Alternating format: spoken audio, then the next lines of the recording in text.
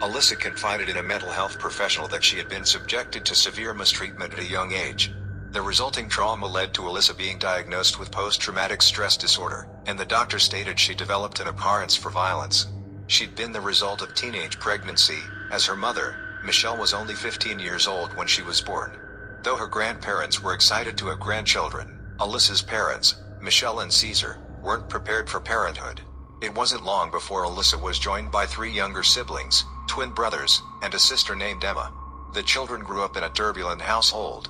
Caesar Bustamante was eventually charged with 3 counts of assault and was sentenced to serve 3 concurrent prison guards. There was no stability for Alyssa, her brothers, and sister, and they were often evicted, forcing them to constantly pack up and move. Michelle's parents, Karen and Gary Brooks, stepped in to help take care of the children. However, they soon found that many of their efforts, such as sending food to the family and visiting, were all in vain. Eventually, they realized that there was only one thing they could do that would truly make a difference in the children's lives. The grandparents decided to campaign for full custody of Alyssa and her siblings. When they gained full custody of the children, Alyssa was about 8 years old. Living with her grandparents offered her stability for the first time in her life. Alyssa's grandparents moved the family to the small town of St. Martin's, Missouri, where they bought a good home on a large piece of land. The twin boys and Emma flourished in their new location, but Alyssa seemed to have difficulty adjusting. It was in a small town of just over 1,000 people that Alyssa's gruesome crime would devastate all who lived there.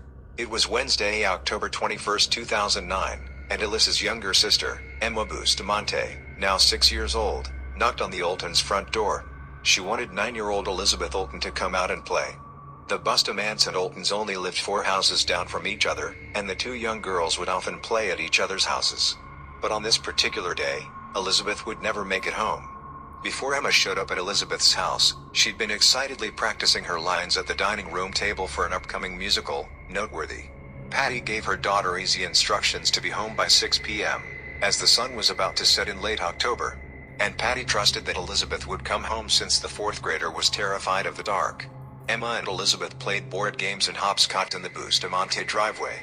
Eventually, Elizabeth told Emma that she needed to go home. Emma stood on the big rock by her driveway and watched her friend begin her walk home. However, she didn't stay to see if Elizabeth made it all the way home safely. Later, investigators asked Emma if Elizabeth could have walked through the woods to get to her house, but Emma said they didn't go into the woods. Emma continued playing outside. At some point, she lost a hair tie in the thorns by her driveway when she tried to retrieve it, but Emma scratched her hand, her foot got stuck. Emma said she yelled until Alyssa came to help her, claiming Alyssa had been in the house and heard her through an open window. As Alyssa helped her out of the thorns, Emma noticed a spot of blood on the thigh of Alyssa's pants. She asked her sister about the stain, who explained it away by saying she had her period. Alyssa made her little sister promise not to tell anyone about the blood. When 6 p.m. passed, Elizabeth hadn't returned home. Worried, Patty called Elizabeth's cell phone over, but there was no answer. Patty then called Emma's grandmother, Karen, to ask if Elizabeth was still at their house. Karen told Patty that Elizabeth wasn't at her house and didn't even know the girls were playing. She hung up and immediately called the police. Authorities began their investigation by interviewing the last known person Elizabeth was with, Emma Bustamante. Emma described playing with Elizabeth from approximately 5 o'clock to 6 p.m. before Elizabeth left for home. Grandma Karen sat in the room during this questioning, Emma continually glancing at her as she answered the investigators' questions. Emma gave a detail that struck investigators as odd: the bloodstain she saw on Alyssa's pants. Karen seemed removed from the interview, but toward the end, she stated, "We just want the truth to come out, whatever it is." By 10 p.m., word of the missing 9-year-old spread through this small town, and hundreds of residents came out in support of the Olten family to search for little Elizabeth. When they had searched the whole neighborhood, the woods, and turned up nothing, law enforcement decided to ping Elizabeth's cell phone and found that it led back to the 60 acres of woods behind her home. Volunteers then made a strange discovery: a hole in the woods in the shape of a grave. As the forensics team began to process the scene, the FBI began interviewing Alyssa for reasons that are still unknown. They brought her to the hole where Alyssa admitted something odd. She dug the hole. When questioned why exactly she dug it, she said she just likes digging holes and would bury dead animals when she found them. The investigators knew something was very wrong with Alyssa. They then searched his room and discovered his diary, and in it was written a murder confession. Barely understandable as the sheet was scrawled, but it was possible to read what had been written on the page below. Alyssa and Sergeant David Rice leave to go in the woods so that she can recount the crime and show them where she buried Elizabeth. It is date's October 23rd, 2009, 2 o'clock. Sergeant David Rice of Missouri State Highway Patrol. And it is Michael Kuti with the Cole County Juvenile Office. And we're here in Cole County at the site where you say this occurred, where you buried. Can you walk me through, I want you to walk me through step by step, when you got up here, what actually occurred?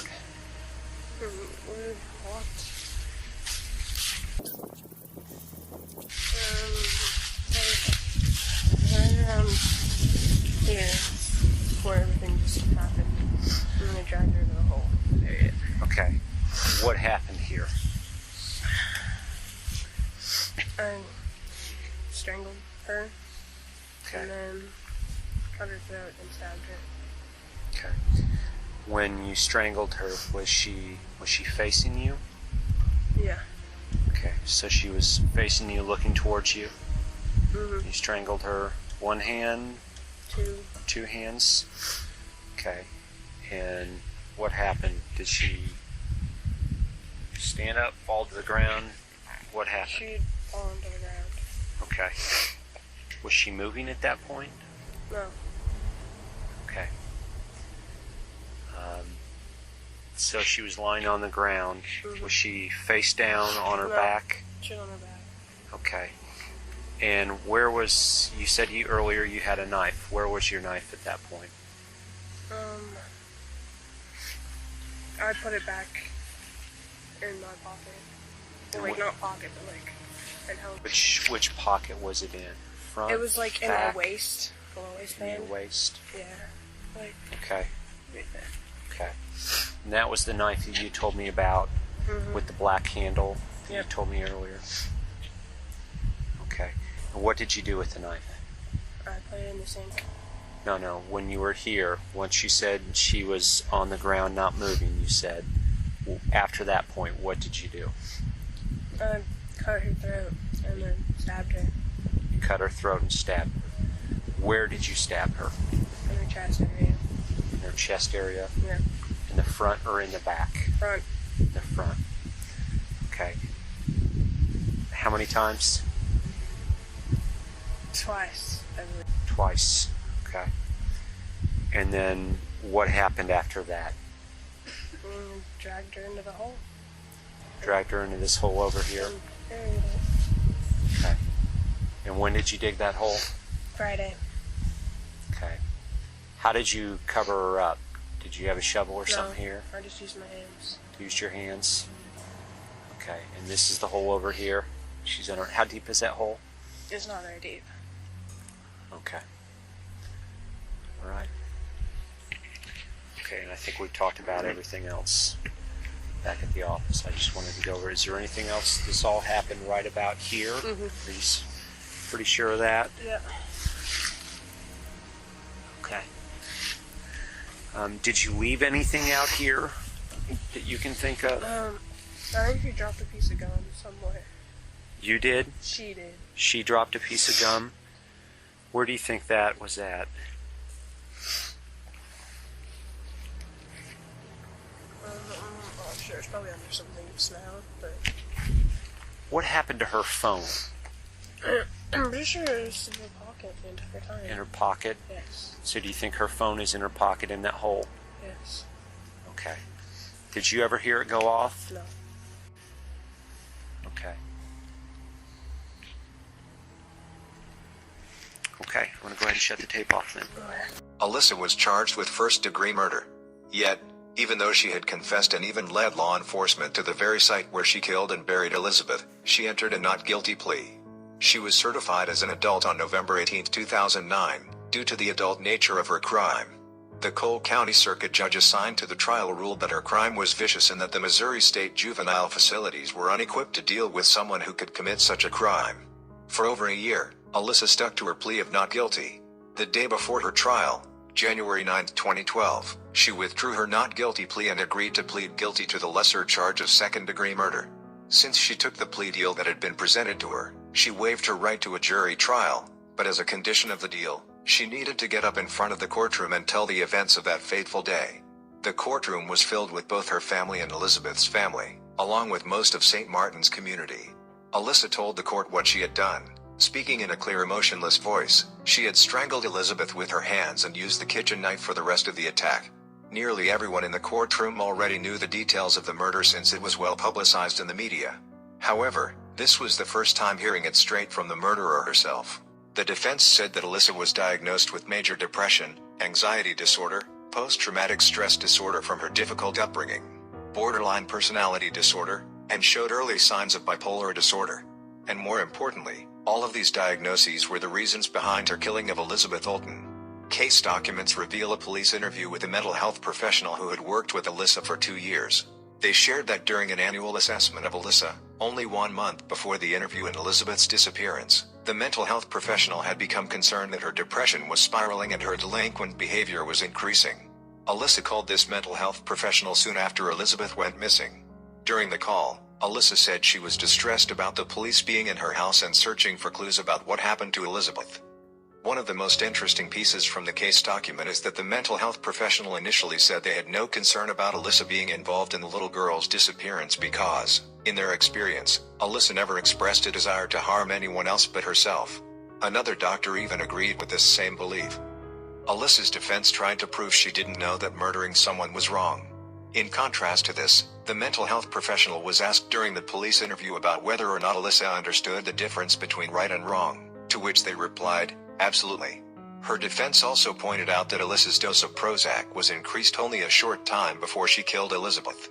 They claim that this increase may have played a role in making her behavior unpredictable and even could have made her more prone to violence. One question that everyone comes back to is why Alyssa had done it.